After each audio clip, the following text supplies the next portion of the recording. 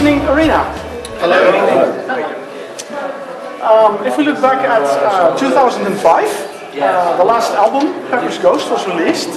And after that it became, well, rather quiet around Arena. How come? Well, we decided it was time to take a little bit of a break. We all had different things we wanted to kind of pursue for a while, and we'd been doing nothing but Arena really for about 10 years. So we just felt it was a good time to just step back from it and you know, just take a rest from it. I mean, over the last 5 years, we've poked our heads above the water a couple of times, done a few gigs and what have you. But we just felt now is the time to kind of start doing it properly again. So that's why we've taken the 5 years, and now here we are. Okay, well, we're glad, of course, you're back. Well, you mentioned you've been doing various things throughout. What kind of things you've been doing in the past few years? Looking also at the others. Okay, well, I've been doing a Script for Jesters tour. I started a few years ago to celebrate the 25th anniversary of the Marillion Script for Jesters tier album. I've done a few tours with that, and recently I've just been going to an odd city now and then, so that's been keeping me busy. Okay, the rest of the guys? I've been playing in a band from the 80s called It Bites and singing with them. That's pretty much what I've been up to. I've been playing with the Oliver Wakeman band, doing some gigs promoting his album Mother's Ruin. Yeah, but you haven't really taken 5 years away from Arena, have you? It's kind of irrelevant. It's good to have you back. Thanks. I've missed you. Yeah, thanks for helping. Yeah. And yeah, so also playing the heavy blues rock band called Raw Glory. So that's been fun. That's been some really good stuff. So that's what I've been doing. Okay. Ian? Me, I went to a monastery. You glad to be out? Yeah, it's nice to be back in rock and roll. What are the hours like? They're bad. Very long indeed. As you said, there comes a time when Arena starts moving back into focus. Was it hard to get everybody back together and pick it up again? Answer that phone, someone.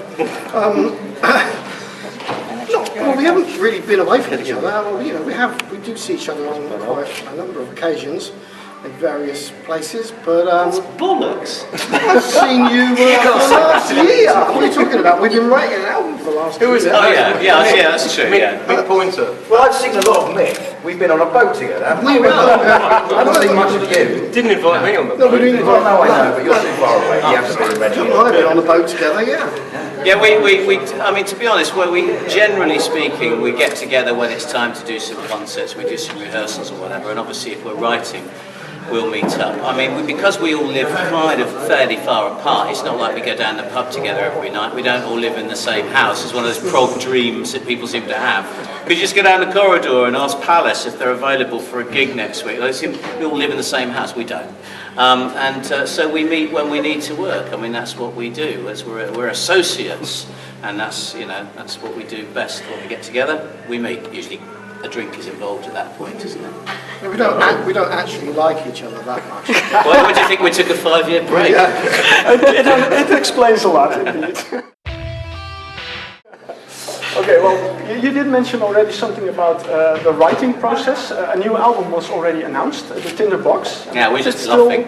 Really. we just had to say something to shut everyone up. Yeah, we got these 2 songs in the coach on the way over. I signed the contract, you can't say that. Yeah, it's too late now. No, we are. I mean, we started sort of writing little ideas quite a long time ago, but the impetus still wasn't quite there. I mean, it's like a couple of years ago, and then literally over the last 6 months, Mick and I have been getting together and starting, and obviously John will come in on it as well, has done, and we started formulating what became the 2 songs we're going to play tonight.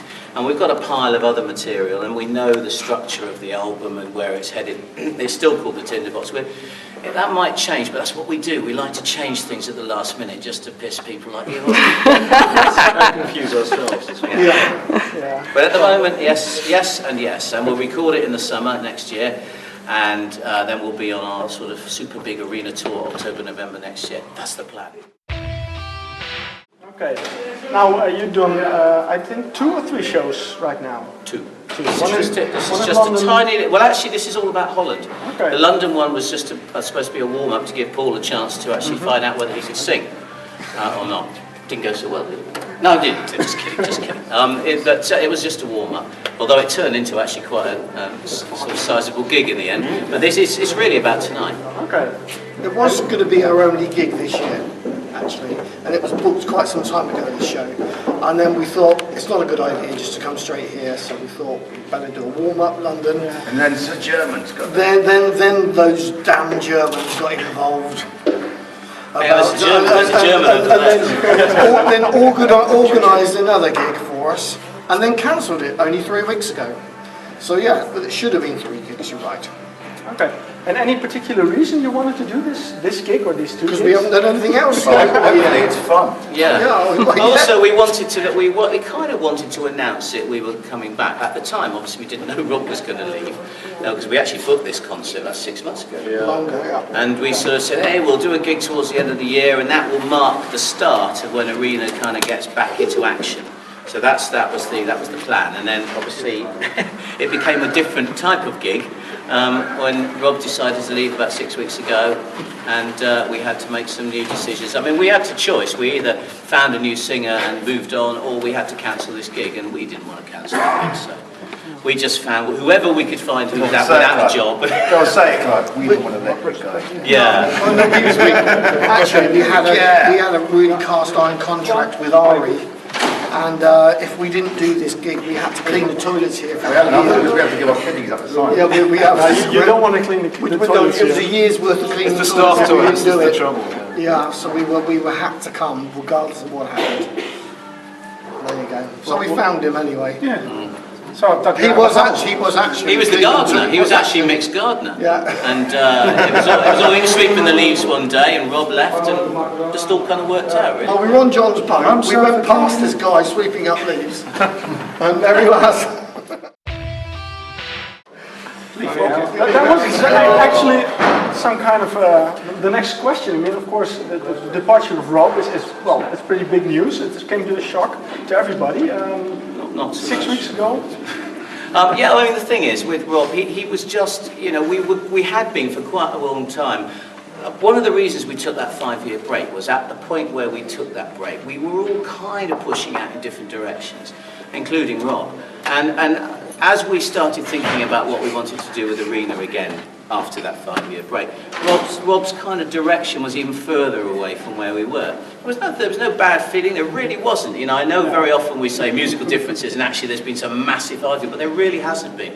He just wasn't that keen on where we wanted to go and how we wanted to do it. And we just, I just had a conversation with him. I said, well, perhaps this is, you know, the time where we just go different ways. He said, yeah, I think that's probably best. And that was it. It was as simple as that. And, you know, it really wasn't anything more to it. Sorry, I can't give you a great story on that. It's okay. Make something up if you like. Well, Well, the rest stick of to it's this been one. made up. You're not mentioning the knife fight. No. But then you had to find a new singer 6 weeks ago. Mr. X came up. Mr. X appeared, yes. Of course, at Facebook there was a huge, I know. I've discussion on started- who it would be. Yes. Well, I mean, the thing is, I'd met Paul a little bit before that because we'd got together about something that I was working on and I wanted him to sing on that. And so he'd given me some nice CDs of stuff he'd done, and I just one day I was playing it to Mick. And it's really funny because Mick sort of said, yeah, I'll tell you what, if Rob ever goes, he's the boy for the job. And literally a week later, Rob went. Are you sure those So- are actually my words? Well, I don't quite like Clive Nolan putting words in my oh, word it yourself. What's the story then?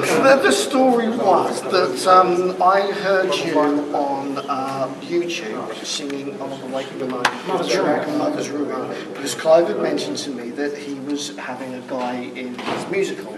Happened to be you, right? When you know you for quite some time, I thought you were bloody excellent.